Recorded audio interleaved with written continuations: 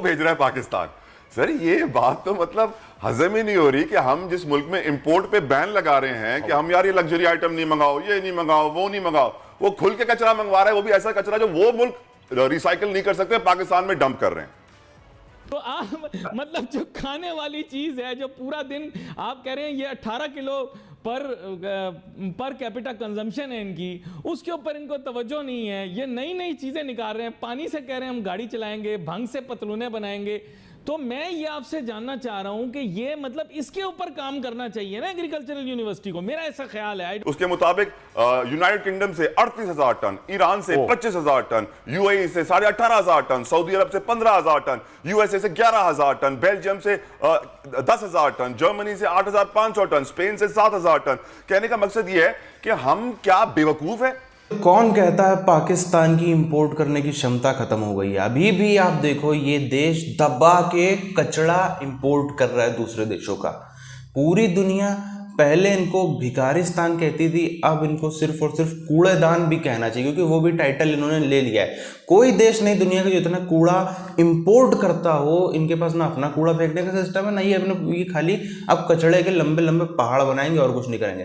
पहले जो देश थे अफ्रीका के, घटिया तो नहीं बोलना चाहिए, लेकिन गरीब से गरीब देशों में अपना कचरा फेंकते थे, चाहे वेस्ट कंट्रीज हो चाहे मुस्लिम देश हो, सब। अब उनको उनसे भी गया गुजरा देश मिल गया है, वो है पाकिस्तान। और इसको दबा के, उनको पता है कि इसके मुंह पे चंद डॉलर फेंक करके मारो जरा से, उसके बदले में कई कई टन जो है वो हम इनके यहाँ पे कचरा फेंक सकते हैं। पूरी चीज क्या है, पहले उधर हम चलते हैं। मैंने आपको बताया था कि पाकिस्तान को दुनिया ने अपना डस्टबिन बना लिया है, कचरा फेंक रहे हैं यहाँ पे। अब मुझे आप बताइए कि हम इतने सालों से फहीम अपना ही कचरा नहीं उठा पाए, हम इतने सालों से अपने ही कचरे के लिए साइलोज क्रिएट नहीं कर पाए, हम इतने सालों से अपने ही कचरे, अपना इंडस्ट्रियल वेस्ट और जो हमारा सनती फुजला है जिसमें एसिड्स होते हैं, केमिकल्स होते हैं, जो लेदर टैनरीज से निकलता है, बड़ी बड़ी फैक्ट्रियों से निकलता है, जिसके अंदर किसी बच्चे का पैर आ जाए तो पैर खत्म हो जाता है, गल जाता है भाई। उसके मुताबिक यूनाइटेड किंगडम से 38,000 टन, ईरान से 25,000 टन, यूएई से 18,500 टन, सऊदी अरब से 15,000 टन,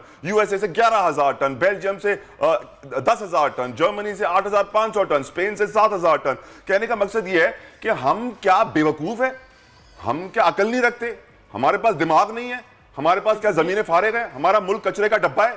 अरशद वोरा साहब बड़े मारूफ और मशहूर सियासतदान हैं और बड़े पढ़े लिखे इंसान है, और बहुत कम ऐसे हमारी सियासत में लोग हैं जो इतने पढ़े लिखे और दुनिया देखी। अरशद साहब, प्लांट लगे हुए हों या फिर जो है ना आप उसका प्रॉपर कोई यूजेज कर रहे हो, जिस तरह भी आपने बताया कि अगर कचरा है तो कचरे से क्या बिजली बना रहे हैं, या आप कचरा जो देखें, कचरा दुनिया में अगर आप कचरे को देखें तो trash is a treasure, agreed, लेकिन how to convert it into a treasure. आप उस कचरे को उसमें देखें, उसकी सेग्रीगेशन, क्या आपके पास सेग्रीगेशन का कोई तरीका कार है? अगर सेग्रीगेशन का तरीका कार नहीं है तो फिर ये सब बेकार है। आप ये पैसे ले रहे होंगे, इनको पैसे मिल रहे होंगे कि ये कचरा यहाँ से ले जाओ, ये कोई ऐसा वेन्यू छोड़ते नहीं है, वो भेज रहा है पाकिस्तान।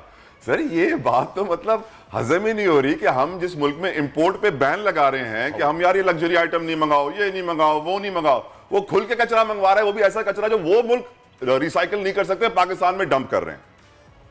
देखिए ये बड़ी खतरनाक बात है। आई डोंट नो, मुझे सच्ची बात यह है कि मुझे आपके चैनल के थ्रू उस फुजले का पता चल रहा है, जो फुजला जो आप बात कर रहे हैं कि इट इज इंडस्ट्रियल वेस्ट, अगर वो इंपोर्ट हो रहा है तो इट्स अ क्राइम। देखिए, महंगाई बढ़ने की बुनियादी वजह यानी अमूमी तौर पर चीज़ों की कीमतों में इजाफा, ये इन्फ्लेशन यानी कि महंगाई कुछ तो ज़रूरी होती है, क्योंकि जैसे सालाना हम चाहते हैं कि हमारी तनख्वाह में इजाफा हो, इसी तरह पैदावार करने वाला कोई भी सनतकार हो वो भी महसूस करता है कि मैं अगले साल जब अपनी चीज़ बेचूं तो थोड़ी सी बढ़ा के कीमत बेचूं ताकि मुझे मज़ा आए काम करने में। मज़ा आता है ना काम करने में, बंदा मोटिवेट हो। ठीक है, ये महंगाई की बुनियादी वजह है। अब ये मैंने आप लोगों को ड्राफ्ट साइन करके दिया था ना, मैंने आप लोगों को कहा था स्टैम्प पेपर पे मुझसे लिखवा लो कि 4 ममालिक दुनिया में कभी तरक्की नहीं करेंगे, हमेशा ख्वार होंगे। कौन कौन से? पाकिस्तान, इंडिया, बांग्लादेश, श्रीलंका। लोगों ने बोला यार श्रीलंका का नाम आपने क्यों लिया, श्रीलंका वाले तो बड़े अच्छे लोग हैं, देख लिया ख्वार वरे। मैंने आप लोगों को गारंटी 100% ये साइन करके देता हूं, ये 4 कौमें दुनिया में कभी तरक्की नहीं करेंगी। भाई ये जो है ना बिल्कुल खाने में नमक की तरह है महंगाई, यानी ना हो तो खाना फीका, ज्यादा हो जाए तो जुबान को ना लगे। हाँ, हस्बे ज़ायका होना चाहिए। तो आज तक हमारे मुल्क में जो सरमायाकार 5 उंगलियां घी में सर कढ़ाई में है, खुशहाल हैं, क्योंकि उनको ये पता है कि महंगाई करके कीमतों को कवर कर सकते हैं अपना मुनाफा। और मुल्कों में इस तरह नहीं कर सकते भाई, और जगह पर इतनी मौज नहीं लगी हुई। खुर्दनी तेल सालाना बुनियादों पर पाकिस्तान आता है, और उन्होंने स्टेट किया कि शायद पिछले साल $3 अरब से का आया, इस दफ़ा शायद इंडोनेशिया ने बैन कर दिया अपने मुल्क से एक्सपोर्ट, तो उसकी वजह से बैमी कीमतें मुतासिर हुई और यूक्रेन के साथ रूस की जंग की वजह से भी मुतासिर हुई। मैं ये जानना चाहता हूँ, नाउजुबिल्ला, जिस बंदे को पाकिस्तान अवाम पर ट्रांसफ़र, वहाँ पे हुकूमत ने जो है ना वो रखा होता है बड़ा डंडा, घी में डबो के, तेल में डबो के, अगर कोई ज़्यादा कीमत के साथ छेड़छाड़ करने की कोशिश करे तो वो तेल में डबोए डंडा लेके उनको नहीं मारते हैं। आप देखो काम, देखो ना, ये सोच है पाकिस्तानियों की। बात ये है कि वो मारते हैं फिर उनको, मतलब इन रियलिटी फिजिकली नहीं मारते, लेकिन उनको अलाउ नहीं करते। लेकिन बदकिस्मती से क्योंकि एग्रीकल्चर के ऊपर कोई खास काम नहीं हुआ हमारे मुल्क के अंदर, तो लोकली जो पैदावार है हमारे मुल्क के अंदर, ये घट के तकरीबन 8 लाख टन पे आ गई। 8 लाख जी। इसको बढ़ना चाहिए जी, इसको बढ़ना चाहिए था। बदकिस्मती से ये 8 लाख से घटकर तकरीबन 12 लाख से घटकर तकरीबन 8 लाख पे आ गई है। इनको आप कानून का खजाना दे दो, ये समुंदर में उठा के फेंक देंगे। इन 4 मुमालिक को दुनिया में चलने का तरीका ही नहीं आता। मैं आपको बता रहा हूँ, Pakistan, India, Bangladesh, Sri Lanka. Program India में भी देखा जाता है, बांग्लादेश में भी देखा जाता है, श्रीलंका में भी देखा जाता है। ये अकेला प्रोग्राम जो ईरान में भी देखा जाता है, अफगानिस्तान में भी देखा जाता है। लोग हैरान होते हैं, लेकिन अब क्यों, मैं रोक तो नहीं सकता किसी को देखने से भाई, जो मर्जी देख रहा है, एंजॉय कर रहा है। अभी मैं देख रहा था सुबह में, वो वॉइस ऑफ अमेरिका वालों ने एक बनाया, वो पैकेज बनाया था ऑनलाइन। उसमें उन्होंने बताया कि ये जो खुर्दनी तेल, खाने का तेल है, ये पाकिस्तानी जो डट के खाते हैं, चाय के कप तो कम करा रहे हो, असल तो इंपोर्ट ये है।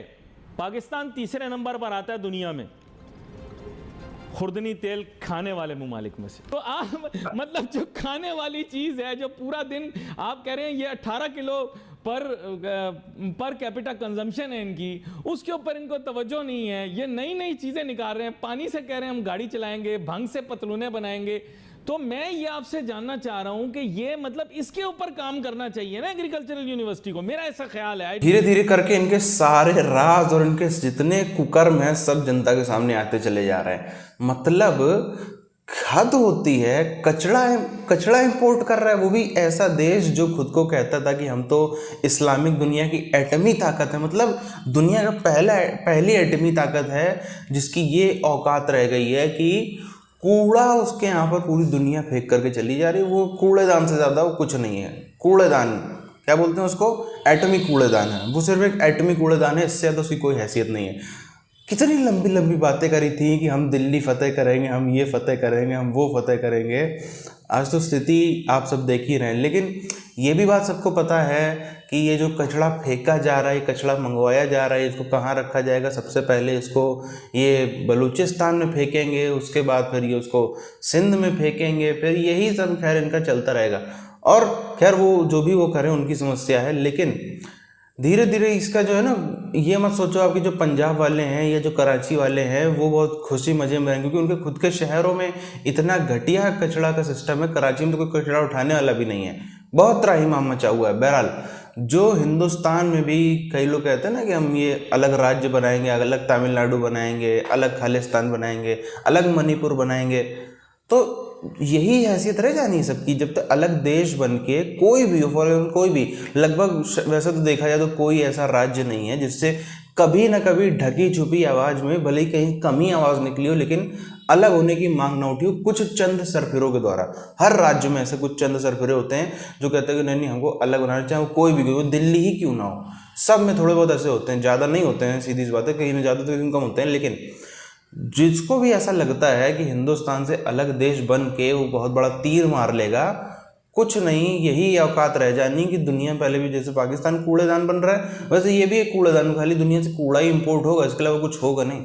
वही है ना, जब तक संगठित रहे, काफ़ी वो एक कहावत है, हर ईंट को लगता है दीवार मुझ पर ही टिकी है। तो ऐसे सबको लगता है, हर राज्य वाले को लगता है कि भैया तो मेरे ऊपर टिका हुआ सब कुछ, वरना जहाँ मैंने कर लिया फिर तो ये देश बर्बाद हो जाएगा, हमारे साथ में अभी तो अन्याय हो रहा है फलाना ढिमकाना। बहरहाल इसको यहीं पर खत्म करते हैं, मिलते हैं आपसे वीडियोज़ में, तब तक के लिए जय हिंद।